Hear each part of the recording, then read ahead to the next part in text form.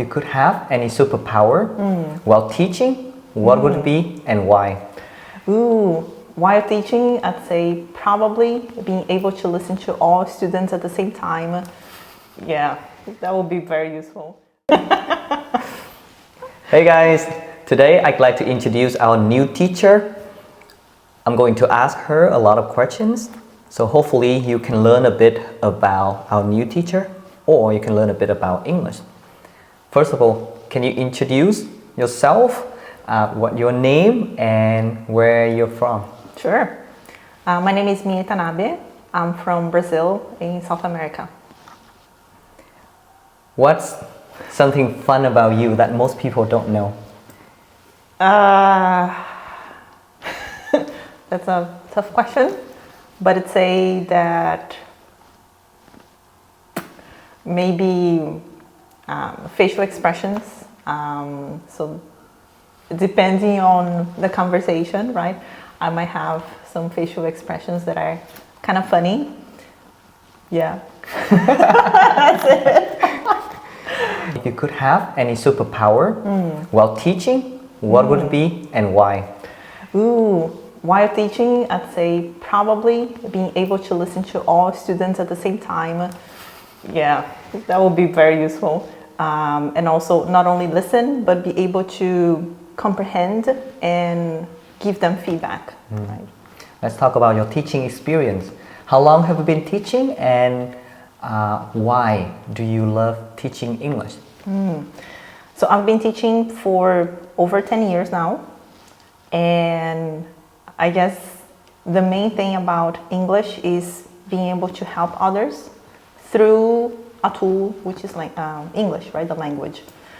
That was not my studies at university, so I actually didn't study languages or pedagogy at university. However, life changes, right? Take turns, and then somehow I ended up teaching English, which is one of my passions nowadays. Where did you teach before? I taught in Brazil only. So I started in a small school, like private lessons in a school. Then I went to a bigger language school. And there we had like students from all ages, kids, teenagers, adults, so different levels as well. And so classes, they were mostly with around 20 students, so which was fun. Yeah. What brought you to Bavi to teach English? Okay, so last year I decided to backpack in Southeast Asia, and Vietnam was one of my destinations. So while traveling, I decided that it was going to be a good idea maybe to do some volunteer work.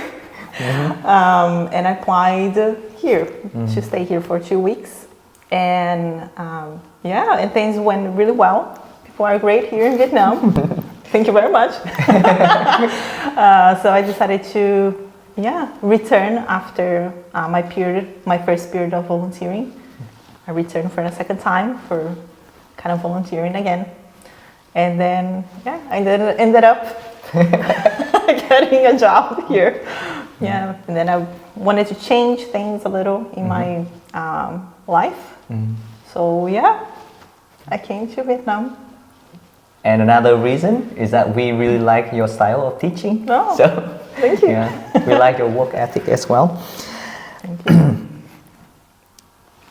What's the funniest thing a student has ever said in class, in any of your classes before or our classes now? All right. I guess something more recent that happened in one of the lessons was while teaching the time, right? One of the groups, and then one of the students said, "It's easy, it's easy." I still remember his name. Yeah, and then even making mistakes, right? He made some mistakes but I mean, it was like his confidence, right? While learning the numbers and also the time, that was quite fun. Yeah, funny. If English were food, what food would it be and why? Ooh. Where do you think these questions go? I have my answer. Okay. Ooh. If English were food, what food would it be and why? I think that if English were a food, personally, I'd say pasta in general. Because yes, the base is the same. There are different pasta, right? Spaghetti, you have also, different ones, noodles in general. But then you can put your own spice on it. You can try it in different ways. So I guess it's the same with English, right? You can learn it from different ways. You can also spice things up, right? By learning that's idioms. Deep. What was your answer? Watermelon? Fruit. Sorry, a fruit, okay. No, food or fruit is fine. Okay. But for me, it's if English were a food or a fruit, I would say watermelon, because watermelon is everywhere, and English is spoken everywhere. Okay, that makes sense. Simple as that, simple mind. Good. What's your favorite English word or phrase? My favorite English word or phrase. For quite some time now, I kind of enjoy the word serendipity. Serendipity. Okay. Yeah. So things that happen by chance or coincidence in life. You're not planning, you're not expecting, but things just kind of happen. So this is how I think I ended up here. And also maybe one of my favorite words in English. Yeah. And the adjective is serendipitous, right? Serendipitous. Yes. I'm going to ask you some rapid questions. Okay. Are you ready? Let's go. Okay, let's go. Tea or coffee? Coffee. Morning person or night owl? Oh, totally morning person. Dogs or cats? Dogs. Dog person. Say hello in 3 different ways. Oh, in English? Yes, in English. Sorry. Oh, okay. So hi, hello, what's up? Brazil or Japan? Quick. Brazil. Never been to Japan. Ronaldo or Messi? Ronaldo? Cristiano, right? Yes. Ronaldo, Cristiano Ronaldo, yes. Okay. What's your secret tip for learning English faster? Okay. I guess once you are engaged in the language, it doesn't have to be English necessarily. If you take notes and you look at them consistently, so every day, it can be like 5 minutes, something very short. But if you do it consistently, you might learn it, not only learn it, but you absorb it better, faster, and also personalizing what you already have on your notes, right? So if you learn a word today or a sentence, try to adjust maybe just one word, change, right? One word or maybe 2 in the sentence, so you can personalize about your own life, and that would make it more meaningful, and I think it's going to help you to learn the language better. Faster. Right. Okay. So make it your habit, right? Learning English every day, and then also use it in, in your personal life, right? Exactly, your own experience. What can students expect in your class? Serious now? Students can expect to have a different approach from what they have been having so far.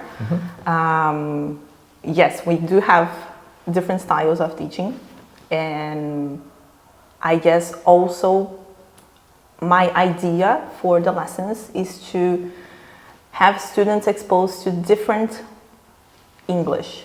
And when I say different English, it's like pronunciation, right? So people from, the United States, of course, that we are used to, but also because English is such a global language, it doesn't matter if you are from United States, Africa, or Japan, right? We all speak English, and you don't have to speak English as perfect as Native speakers. a native speaker, exactly. But if your communication is happening, that's great. So that's the idea. I would like to bring more of this, people from other countries also speaking.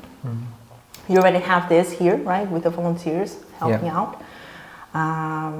But I guess if we have more in the lessons, they might also get used to different accents, different people speaking the language. Totally agree. So for me, the most important thing is to get my point across, how to, speak English clearly, pronunciation-wise, right? Yeah.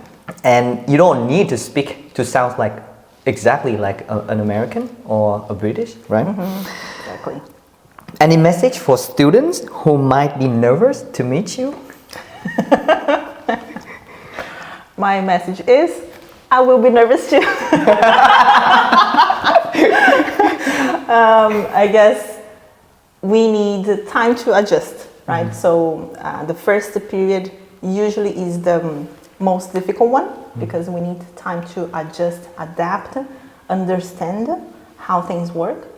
Again, right? Some of your students are already used to the way you teach, the way you deliver the lesson, right, which might be different from mine. So I guess these little adjustments take time. But after everything is in order, I hope things are gonna go smoothly. Right. They love your way of teaching. Do you have any message for English learners out there who might not be in our classroom or who might not be our students, but they're learning English, right? On their journey to learn English. Do you have any tips or advice for them? I guess my message would be keep trying, keep with the lessons, even if you're not enrolled in a school or a course. I am also learning a new language, so it's, I guess, as a student, right? I'm learning Vietnamese now. So as a student, this idea of consistency, as I mentioned previously, is crucial to get your message across in the future, right? So you can learn the language a little bit better and also being able to communicate in the language. So keep going, keep trying. Thank you so much. Keep trying. Yes. Keep trying. Bye. Bye.